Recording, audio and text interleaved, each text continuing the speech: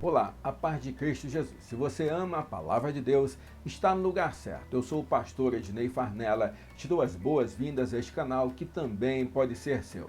Basta apenas que você se inscreva e ative as notificações. Nós estamos conversando sobre a revista da CPAD, Lições Bíblicas de Jovens, o cuidado de Deus com o corpo de Cristo. E hoje é a última lição deste trimestre tão abençoado, em que aprendemos tanto por meio dos ensinos, do testemunho e dos escritos do querido apóstolo Paulo. Hoje, lição de número 13, a Santa Ceia, o amor e a ressurreição. Tópico 1, orientações a respeito da celebração da Ceia do Senhor. Tópico 2, o poema do amor. E tópico 3, a ressurreição e o destino do cristão salvo. Não sai daí, vamos fechar o trimestre com chave de ouro, com a certeza de que Deus está falando com cada um de nós.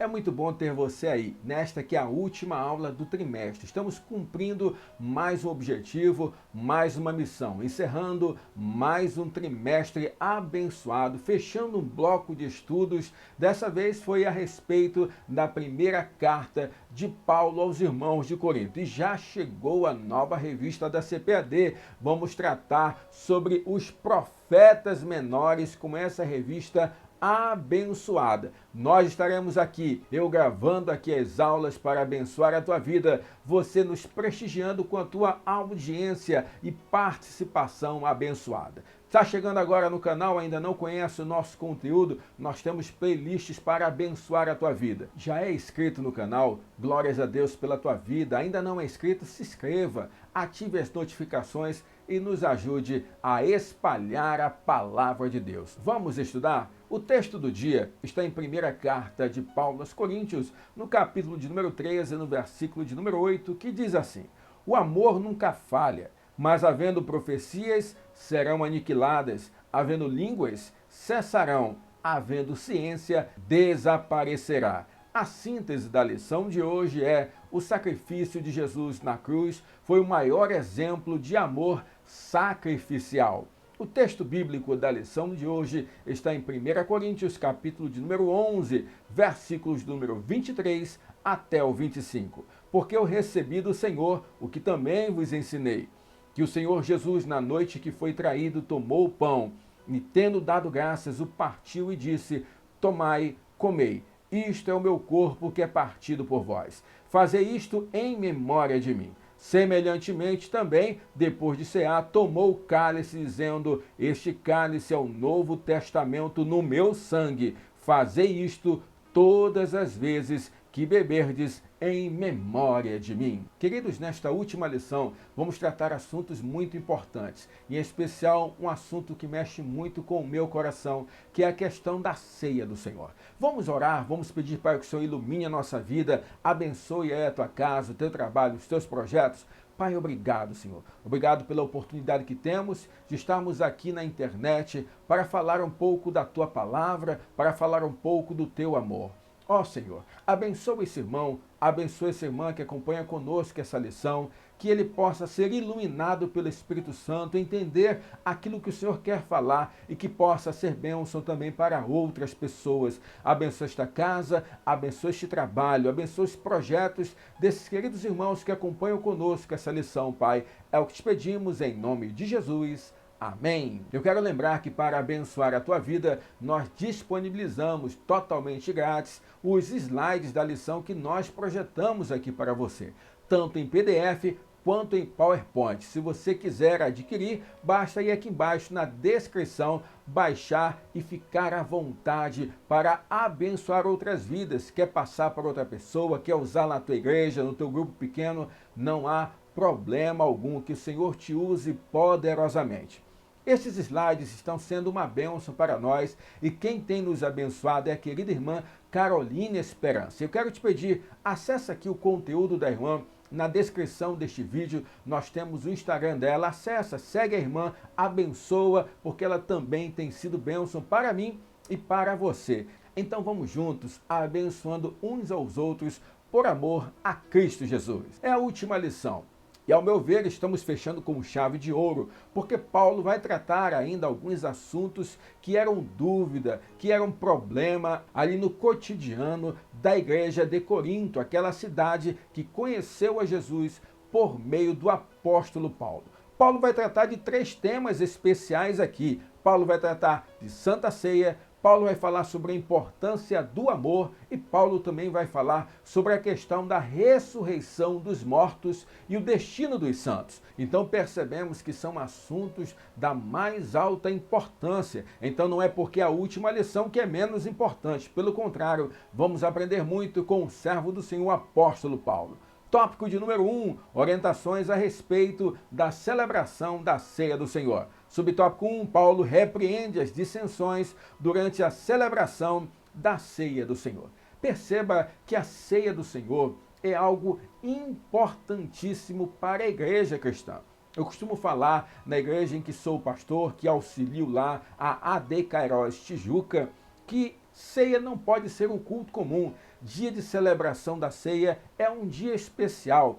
É um dia em que nós celebramos e reafirmamos a comunhão com Deus e celebramos e reafirmamos a comunhão com os nossos irmãos. É falar da memória do sacrifício de Jesus, falar a respeito da comunhão da igreja e falar a respeito da expectativa da volta do nosso Senhor. Então não pode ser um dia qualquer, mas é importante fazer algumas ressalvas. Primeiro é que nós chamamos de culto da Santa Ceia por amor em respeito ao nosso Senhor, porque santo é o nosso Deus. É errado falar Santa Ceia com relação à santificação dos elementos. Nós chamamos carinhosamente de Santa Ceia por causa que é a ceia do nosso Senhor, o nosso Deus Todo-Poderoso. Outra coisa que nós precisamos relembrar e ensinar para as pessoas, inclusive para você que nos acompanha, é que há alguns entendimentos a respeito da ceia do Senhor.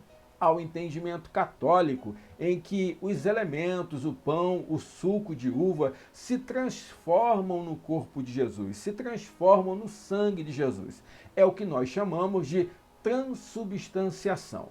Nós não acreditamos na transubstanciação. Para nós, o pão não se transforma no corpo de Jesus. O suco não se transforma no sangue de Jesus.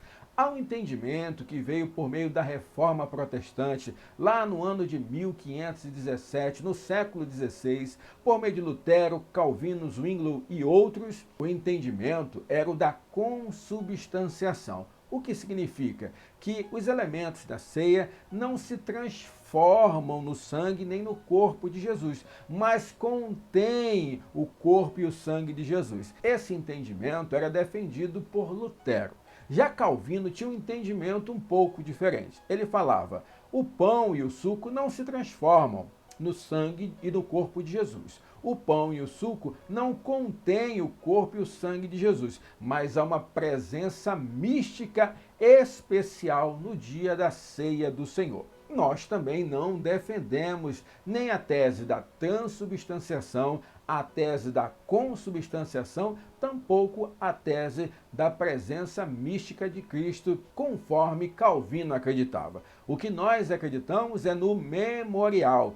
Para nós, a ceia é o memorial que Cristo estabeleceu para a sua igreja. Portanto, o pão não se transforma no corpo de Jesus, mas é em memória do corpo de Jesus que foi entregue por mim. Da mesma maneira, o suco da uva não se transforma no sangue de Jesus, mas é em memória do sangue de Jesus que foi vertido por mim na cruz do Calvário. Então, esses entendimentos iniciais são importantes para você lembrar as pessoas que você vai ensinar na celebração da ceia da tua igreja. É importante trazer esses esclarecimentos, porque às vezes as pessoas chegam em nossa igreja e não têm um entendimento, acham que aqueles elementos são santificados. E aí temos sempre aqueles problemas, não pode tocar nesses elementos, os elementos são santificados. Quando sobra, o que nós vamos fazer? Querido, é pão, é suco de uva, é em memória, é o que nós fazemos em comunidade que importa, é o que o nosso coração é levado a lembrar, é levado a celebrar na presença dos nossos irmãos e em amor e em memória ao nosso Senhor Jesus Cristo. Na cidade de Corinto não era diferente. Algumas pessoas estavam entendendo diferente o que é a ceia do Senhor. Primeiro que desde a igreja primitiva, e isso nós podemos ver em Atos dos Apóstolos, que os irmãos se reuniam para comer, para partir o pão. Era uma celebração da fraternidade e da comunhão. Mas como também é sabido, Jesus deixou a ordenança desse memorial, que deveria haver a celebração da ceia do Senhor, conforme ele mesmo ensinou aos seus discípulos. Com o passar do tempo, esta comunhão de celebração em que se comia e bebia em fraternidade para celebrar a comunhão no amor de Deus, se misturou com a celebração da ceia do Senhor. Eram propósitos diferentes. Então qual era o problema? É que os irmãos se reuniam para fazer a comunhão da fraternidade por meio do comer e beber e faziam também a ceia do Senhor. Só que o que eles estavam mais preocupados não era o que significava a ceia, não era a mensagem que a ceia passa, e sim de comer, beber, se alegrar e satisfazer o seu próprio corpo. Então esse era um problema que estava ocorrendo na igreja de Corinto e que nós precisamos evitar que ocorra na nossa igreja também. Ceia do Senhor não é um dia qualquer. Ceia do Senhor não é um memorial qualquer e precisa ser levado muito a sério. Paulo chega a afirmar que enquanto um passa fome, o outro fica embriagado. E ele reforça: desprezais a igreja de Deus e envergonhais os que nada têm. Os que chegavam cedo não esperavam pelos demais. O apóstolo afirma que não podia louvá-los pelo comportamento à mesa. Ou seja, nem sequer o espírito de comunhão havia mais. Os irmãos chegavam naquela reunião, já iam comendo, não esperavam uns aos outros. Se tem um princípio que a ceia do Senhor estabelece, é que nós devemos esperar uns aos outros. É por isso que quando nós distribuímos os elementos na igreja, nós esperamos todos pegar um elemento. E geralmente aquele que está celebrando ali a ceia no culto de ceia, ele diz assim: todos já pegaram os elementos, e aí então nós todos comemos juntos, nós todos bebemos juntos. É isso, é igreja em comunidade, lembrando do sacrifício de Jesus, trazendo à memória o sacrifício de Jesus, com a certeza da reafirmação de que ele vai voltar para buscar a sua igreja. O foco não deve ser comer e beber, mas lembrar do sacrifício de Jesus. Outra coisa importante é a questão da diferença social que existia ali entre os irmãos da cidade de Corinto. Nós já falamos a respeito disso. A desigualdade social ali era muito forte. Então há pessoas que se convertiam da elite de Corinto e que tinham muito para comer e beber. No entanto, como nós falamos na lição passada, alguns irmãos não tinham acesso à carne. Só comiam a carne quando havia aquela celebração pagã em que eles distribuíram carne entre todos. Por isso era tão importante a questão da ceia, rememorar que todos comem a mesma coisa, todos bebem a mesma coisa em um mesmo momento, dizendo assim: aqui é comunhão, perante Deus todos são iguais. E esse deve ser um princípio levado para nossas vidas. Subtópico de número 2, um olhar para o passado, o modelo da ceia do Senhor. Nós vemos que o modelo foi estabelecido pelo próprio Jesus. Os evangelhos sinóticos, Mateus, Marcos e Lucas, trazem a questão da celebração da ceia. O próprio Jesus, na sua última refeição, antes de ser crucificado e morto, chama os seus discípulos e estabelece esse memorial. O cristão, ele não é obrigado mais a celebrar a Páscoa conforme os judeus celebravam.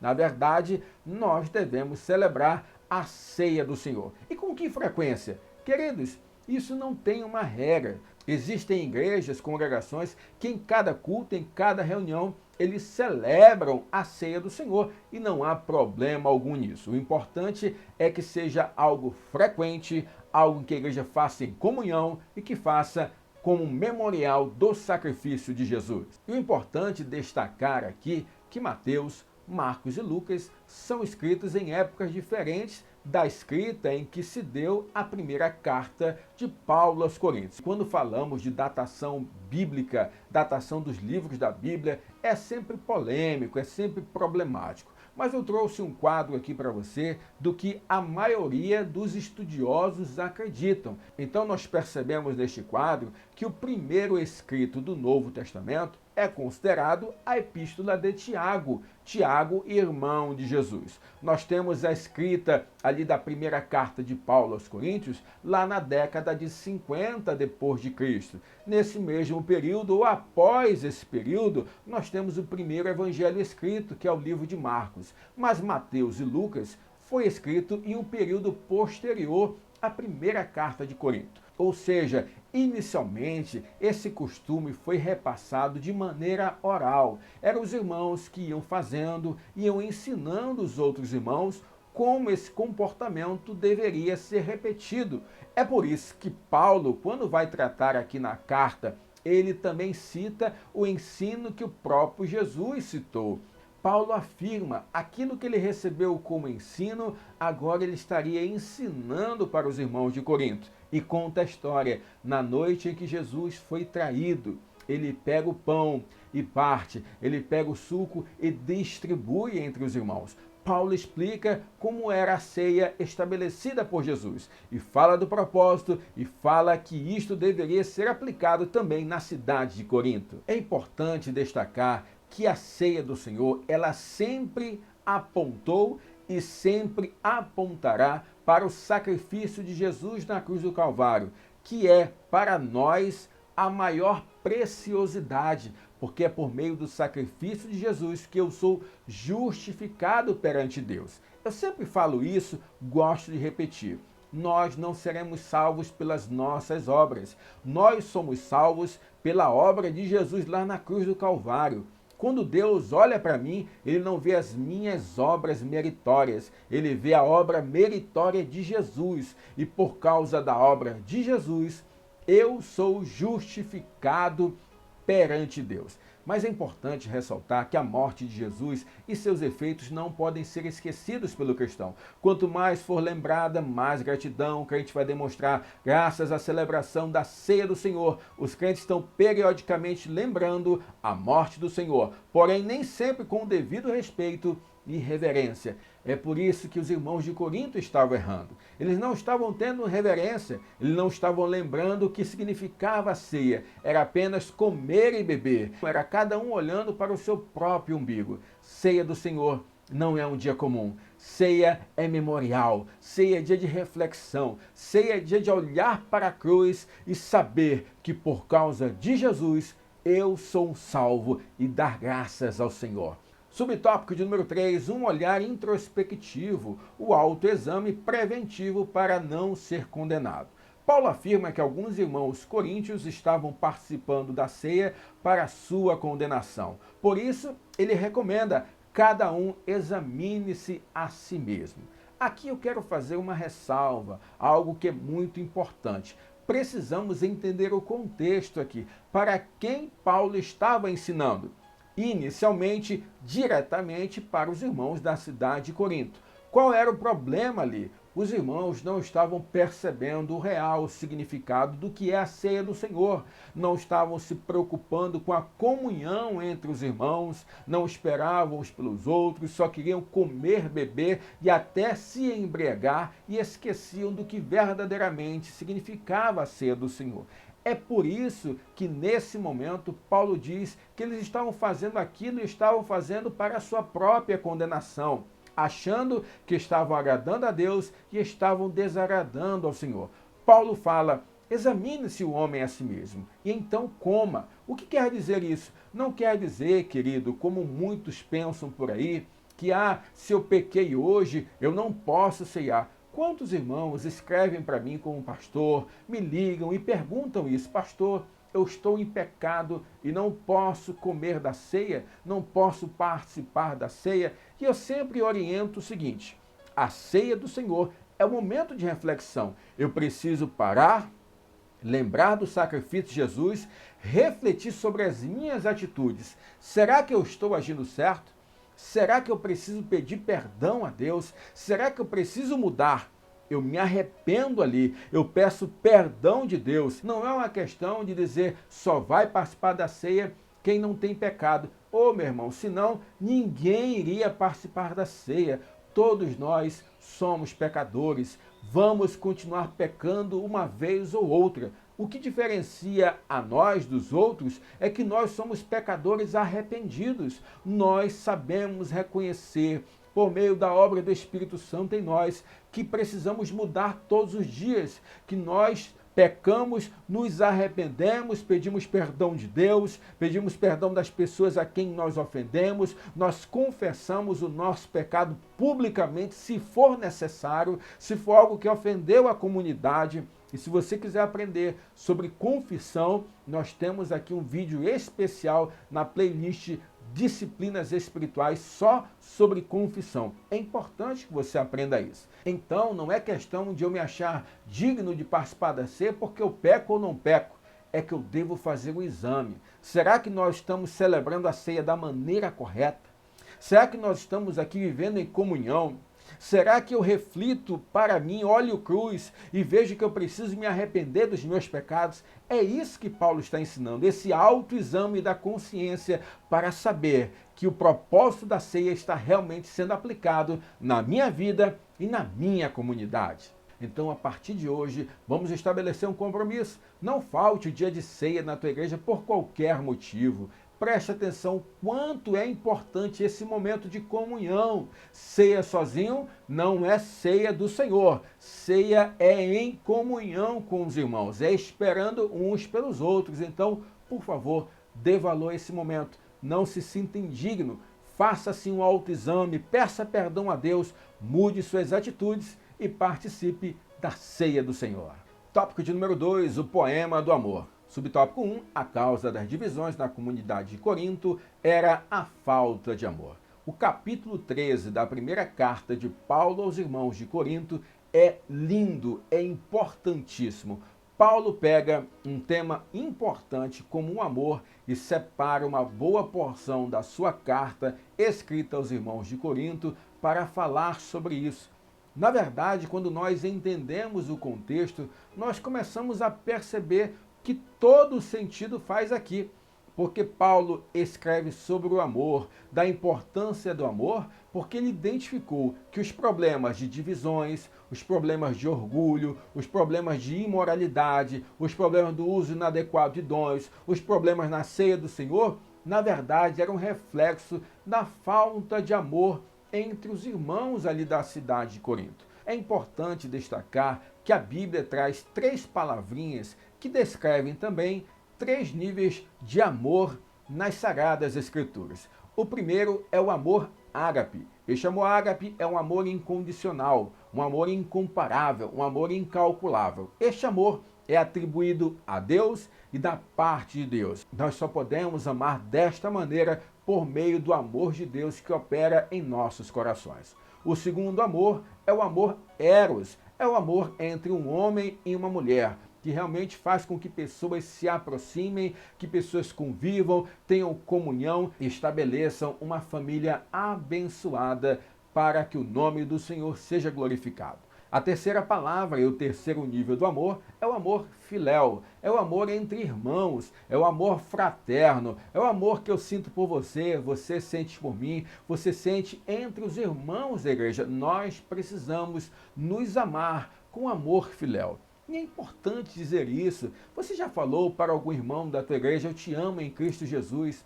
Isso é algo bonito de se falar, bonito de se ouvir e bonito de se praticar. E Paulo dá uma aula sobre o amor, fala as mais belas palavras que poucos poetas seriam capazes de escrever ou proferir. Você não conhece o capítulo 13 da primeira carta de Paulo aos Coríntios? Por favor, leia isso, dê um pause aí nesse vídeo, não tem problema algum.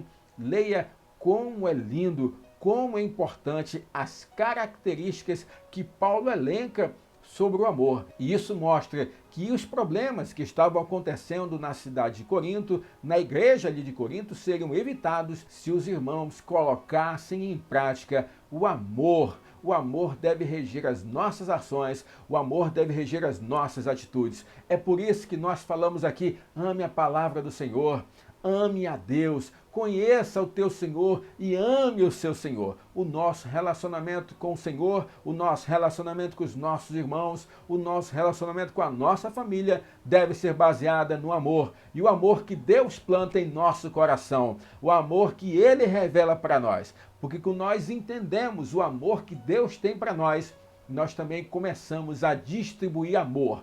É bênção, que abençoa a gente e que também vai abençoar outras pessoas que convivem conosco. Sem o amor, a igreja deixa de ser um local seguro e acolhedor. O poema do amor deixa claro que ele se manifesta nas coisas mais simples do cotidiano. Paulo mostra que a falta de amor é a principal causa das divisões na igreja. Isso é importante, querido. Nós precisamos ter um olhar amoroso pelas pessoas, sabe? As pessoas, às vezes, que estão começando a sua caminhada evangélica, caminhada ministerial, começam a se destacar. E quantas vezes eu vejo irmãos fazendo aquele olhar de ciúme, aquele olhar de inveja, dizendo talvez assim, essa pessoa está querendo se aparecer, enquanto a pessoa apenas está querendo exercer o dom que Deus deu para ela, se esforçando em fazer o que outra pessoa não está disposta a fazer. Ele arregaça as mangas, ela arregaça as mangas,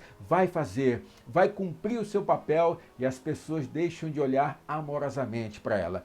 Olha essas pessoas com amor, como também aquelas pessoas mais fracas na fé, precisam ser contempladas com o amor de Cristo que deve sobejar, que deve transbordar em nossos corações. Paulo fala muito sobre a questão dos dons aqui para os irmãos de Corinto. Ele fala que os irmãos tinham muitos dons. Ele fala a respeito de como esses dons deveriam ser utilizados. Ele fala que os irmãos deveriam buscar os melhores dons. No entanto, ele diz: nada adianta de dom se não for praticado com amor. O amor deve ser a base de tudo. O amor deve estar acima do dom. Porque quando eu amo primeiro para usar o dom depois, eu entendo que o dom não é para minha autopromoção. O dom é para a edificação do corpo de Cristo. Quando eu coloco o amor como base do meu relacionamento cristão, eu entendo, querido, que Deus vai dar o dom a quem Ele quer. Então, quando eu olhar um outro irmão sendo usado com os dons espirituais, eu vou me sentir também amado por Deus. Quando Deus me utilizar nos dons espirituais, eu vou amar ao meu irmão e vou usar o meu dom para que ele seja edificado. Isso é igreja. Igreja é a demonstração viva do amor de Cristo e isso também deve se dar por meio dos dons. Os dons sem amor não valeriam para nada. Paulo afirma claramente isso. Subtópico número 3, a perenidade do amor. Ele jamais passará. Nós sabemos que os dons e serviços são importantes para a igreja, mas eles não permanecerão para sempre. Aqui eu gostaria de fazer 2 comentários importantes a respeito desse texto. Muitas pessoas ficam na dúvida de o que ele significa. Alguns usam esse texto para a base do cessacionismo, para dizer que essa passagem que Paulo escreve se cumpriu em nossos dias, que neste momento não há mais línguas, não há mais dons, tudo cessou, tudo que permanece agora é o amor. Nós, pentecostais, não entendemos assim.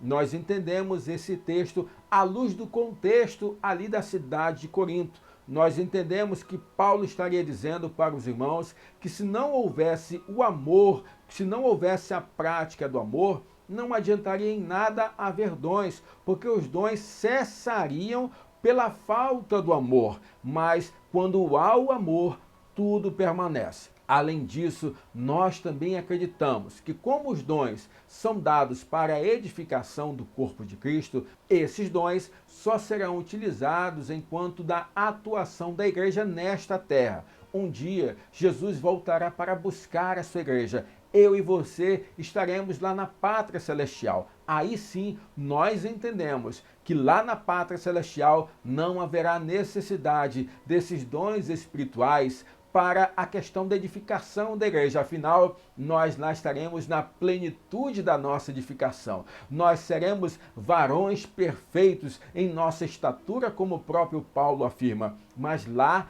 ainda assim, haverá amor, porque nós estaremos em uma perfeita harmonia com os irmãos e com Deus na plenitude do amor. O nosso Deus, que é pleno em amor, estará ali conosco e nós viveremos essa plenitude do amor de Deus. Então é importante isso. Não é que hoje não existem mais dons e que hoje o que permanece é o amor. Isso é um argumento cessacionista. Nós, pentecostais, não acreditamos dessa forma. Querido, Deus deu os dons. Esses dons continuam ativos na igreja. No entanto, nós precisamos entender que, acima dos dons, a prática do amor deve ser prioridade em todas as nossas atitudes, na nossa comunhão e também enquanto vivência da igreja. Reflita a respeito disso. Será que nós não precisamos mudar? Será que nós não precisamos amadurecer? Será que nós não precisamos enxergar o amor de Deus, enxergar que nós somos alvos desse amor e também participarmos desse amor em comunhão em nossa comunidade? Seja alguém amoroso lá na comunidade onde Deus te plantou. Seja alguém amoroso na tua família. Seja alguém amoroso com as pessoas que compartilham da sua amizade. Eu entendo que Deus te colocou onde você está por um motivo muito específico que só Ele e você sabem. Deus vai falar ao teu coração agora dizendo assim: esteja onde eu te plantei, seja bênção, seja amor, seja voz de Deus. E tenha certeza absoluta que Deus vai ser glorificado pela tua história e pela tua mudança de atitude. Tópico número 3, a ressurreição e o destino do cristão salvo. Subtópico 1, a fé na ressurreição de Jesus é a garantia da vida eterna com Deus. A questão da ressurreição de Cristo e o tema da ressurreição sempre foi um problema para a igreja. Desde a sua época primitiva, a passar por Paulo e o avanço do cristianismo nos gentios e em todo o decorrer da história da igreja cristã. A questão da ressurreição já foi descartada inúmeras vezes, inclusive pelo movimento mais próximo ao nosso, que é o liberalismo teológico. O liberalismo teológico ele partiu da premissa que para que o homem moderno pudesse compreender a mensagem do Evangelho, seria necessário abrir mão de toda a metafísica, de tudo aquilo que eles consideravam mito. E a ressurreição também seria um mito. Seriam verdades apresentadas que trariam ensinamentos, mas não deveriam ser levadas ao pé da letra. Então a ressurreição sempre foi um problema. Na época de Paulo, especificamente, nós estamos vivendo uma cultura helênica, uma cultura influenciada pela mitologia grega, pelo ensino pagão do gnosticismo. Nós já falamos aqui o que o gnosticismo acreditava. O gnosticismo acreditava numa dualidade entre material e espiritual. O carnal, o material era totalmente impuro e o espiritual era algo purificado, algo elevado. E é por isso que os gregos acreditavam que, na verdade, o corpo seria uma prisão para o espírito. E quando a pessoa morria, na verdade, isso era uma liberdade. Então não fazia sentido nenhum voltar ao aprisionamento corpóreo. A ressurreição, portanto, seria uma penalidade, seria algo totalmente inconcebível na cabeça ali das pessoas influenciadas pela cultura helênica. A resistência era tão forte que nós vemos claramente isso no ministério de Paulo. Quer aprender sobre Paulo, quer conhecer a história de Paulo, leia Atos dos Apóstolos, principalmente a partir do capítulo de número 13. Nós temos Paulo e Barnabé ali na igreja de Antioquia sendo enviados para a primeira viagem missionária. A partir de então, o livro de Atos dos Apóstolos, que foi escrito por Lucas, um companheiro de viagem de Paulo, o doutor Lucas, ele se prende muito na narrativa, no ministério do apóstolo Paulo. E lá no capítulo de número 17 vai falar da questão de Paulo em Atenas. Nós sabemos que Paulo foi muito inteligente ali em Atenas, começa com uma abordagem muito positiva, a sua mensagem inicialmente é recebida. No entanto, quando ele começa a falar de Jesus, que Jesus ressuscitou e que isso significa que nós vamos ressuscitar também, Nesse momento, ali as pessoas da cidade de Corinto entraram em parafuso, começaram a não entender aquela mensagem, a rejeitar essa mensagem, a xingar Paulo, a realmente rejeitar totalmente a mensagem paulina, que teve que sair correndo daquela cidade. Isso está em Atos, capítulo de número 17. Olha só o que fala no versículo 17, 18 e 32. Por isso dissertava na sinagoga entre os judeus e os gentios piedosos, também na praça, todos os dias, entre os que se encontravam ali. E alguns dos filósofos epicureus e estoicos contendiam com ele, havendo quem perguntasse: que quer dizer esse tagarela? E outros: parece pregador de estranhos deuses, pois pregava a Jesus e a ressurreição. Versículo 32. Quando ouviram falar da ressurreição de mortos, uns escarneceram e outros disseram: a respeito disso te ouviremos noutra ocasião. Ou seja, falou de ressurreição, os gregos saíam correndo, eles não queriam ouvir a respeito disso. Cidade de Atena, na Grécia, e não é diferente aqui em Corinto. Em Corinto, o entendimento é o mesmo, então havia uma resistência muito grande. Primeiro, que eles não acreditavam de fato que Jesus ressuscitou. E isso é algo que até hoje as pessoas discutem. O fato é que para nós, queridos, Jesus Cristo ressuscitou e os cristãos precisam acreditar no que é uma verdade, porque a Bíblia é a palavra de Deus e o nosso Deus não mente. Na Bíblia está escrito claramente que Jesus ressuscitou, há testemunhos disso. O Jesus histórico é inegável, ele foi citado na literatura e esse é o maior evento da humanidade. Mas os irmãos ali da cidade de Corinto, até entre os cristãos, estavam na dúvida: será que ressuscitou mesmo? Será que nós vamos ressuscitar um dia? E aí é que Paulo, ainda na primeira carta aos Coríntios, no capítulo de número 15, ele traz uma verdade indiscutível, indispensável, importantíssima para nós hoje, hein, queridos? Versículos do 12 até o 14 diz assim: ora, se é corrente pregar-se que Cristo ressuscitou dentre os mortos, como, pois, afirmam alguns dentre vós que não há ressurreição dos mortos? E se não há ressurreição de mortos, então Cristo não ressuscitou. E se Cristo não ressuscitou, é vã a nossa pregação e vã a vossa fé. Querido, se tem algo que é importante para a mensagem cristã, é a ressurreição de Cristo. É o pilar central da mensagem de Cristo, é a sua ressurreição. É a base de tudo, querido. Então, se Cristo não ressuscitou, é vã a nossa fé, queridos. Paulo está dizendo isso. É por isso que nós acreditamos na ressurreição. Nós acreditamos que Jesus ressuscitou e nós acreditamos que seremos também um dia ressuscitados para uma nova vida diante do Senhor. Subtópico número 2, Deus dará aos crentes salvos um corpo glorioso. Para falar a respeito da ressurreição dos salvos e a transformação espiritual do corpo, Paulo usa a imagem do grão de trigo que deve morrer para gerar vida. Paulo vai falar a respeito disso. Perceba, sempre o contexto é importante. O que as pessoas gregas acreditavam? Que o corpo, na verdade, era uma prisão para o espírito. Então, quando morro, o meu espírito ele é liberto. Seria inconcebível voltar para essa mesma prisão. O que eles não entendem, querido, é que quando nós ressuscitarmos, não será mais esse corpo aqui corruptível, será um corpo glorificado. Ganharemos um novo corpo, assim como Jesus o ganhou depois da sua ressurreição. Neste novo corpo, querido, não haverá dor, não haverá doença, não haverá envelhecimento, não haverá pandemia, não haverá morte. Nós estaremos diante do nosso Deus plenos, com um corpo glorificado. Ah, meu irmão, e eu anseio que esse dia chegue para que nós possamos estar juntos com o nosso Deus, gozando da sua presença por toda a eternidade. Então Paulo explica isso, meus irmãos. Não se preocupem, vocês ganharão um novo corpo e este corpo não será prisão, este corpo será uma bênção para vocês. Vocês serão plenos diante de Deus.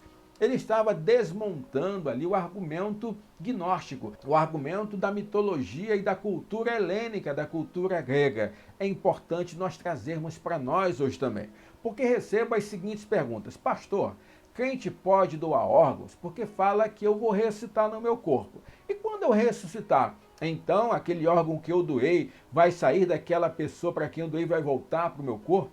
Outra pergunta que se faz: pastor, crente pode ser cremado?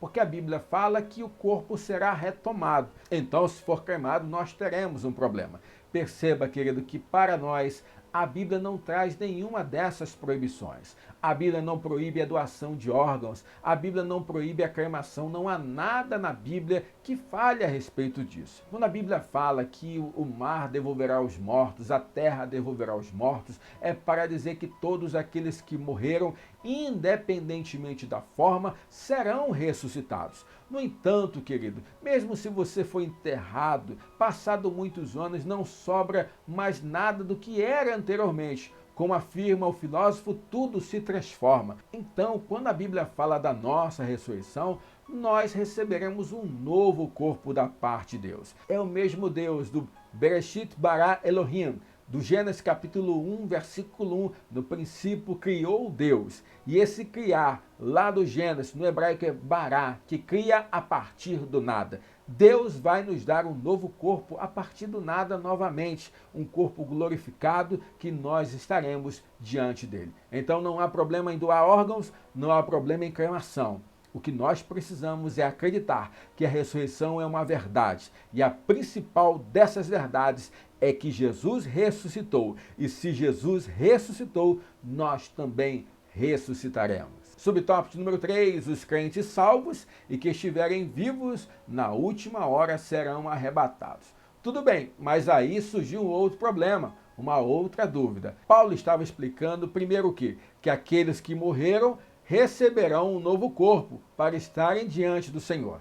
Aí a pergunta que talvez fosse feita seria essa: tá, mas quem não morreu vai precisar morrer para estar diante de Deus? Paulo então vai e explica a respeito disso. Ele diz que não, aqueles que não morreram em um piscar de olhos, a Bíblia fala num abrir e fechar de olhos, terão os seus corpos transformados. Então, querido, mesmo aqueles que terão o privilégio de não passar pela morte na volta do Senhor, também terão os seus corpos transformados, os seus corpos glorificados. Jesus transformou o instrumento de tortura e humilhação para os gentios e a maldição para os judeus em um sinal de salvação e ressurreição para os cristãos. O que é isso? A cruz de Cristo é a nossa salvação. Quando Cristo se manifestar, os cristãos salvos serão semelhantes a Ele, revestidos de incorruptibilidade e de imortalidade. Paulo então conclui o capítulo de número 15 dizendo: portanto, meus irmãos, sede firmes e constantes, sempre abundantes na obra do Senhor, sabendo que o vosso trabalho não é em vão. E é essa mensagem que eu quero deixar para você. Querido, não desista. Continue na sua fé, continue na sua caminhada, continue trabalhando, porque saiba, isso não é em vão. Um dia nós estaremos ao lado de Jesus e isso será gloriosamente maravilhoso. Vamos orar, vamos agradecer a Deus por mais uma aula. Pai, obrigado. Obrigado por mais uma aula, obrigado por mais um trimestre em que aprendemos um pouco mais de Ti, Senhor, por meio, Senhor, da Tua palavra, os escritos de Paulo aos irmãos da cidade de Corinto. Que todos esses ensinos, Senhor, possam frutificar em nosso coração. Que nós possamos, Senhor, criar maturidade espiritual para glorificar o Teu nome onde quer que nós estejamos. Abençoe esse irmão e essa irmã que estão conosco, em nome de Jesus. Amém. Deus, glórias a Deus pela tua vida. Muito obrigado por estar conosco durante todo esse trimestre. Se Deus quiser, em nome de Jesus, vamos continuar esse trabalho com a tua ajuda, com o teu apoio. Conhece alguém que ainda não é inscrito em nosso canal? Pede para essa pessoa se inscrever, manda esse link, não sai daqui sem deixar aquele comentário abençoado, sem curtir, sem dar aquele like. Você nos ajuda muito a espalhar a palavra de Deus. Que Deus abençoe a tua casa, a tua vida, a tua família, o teu trabalho, os teus projetos. E não esqueça, ame a palavra de Deus.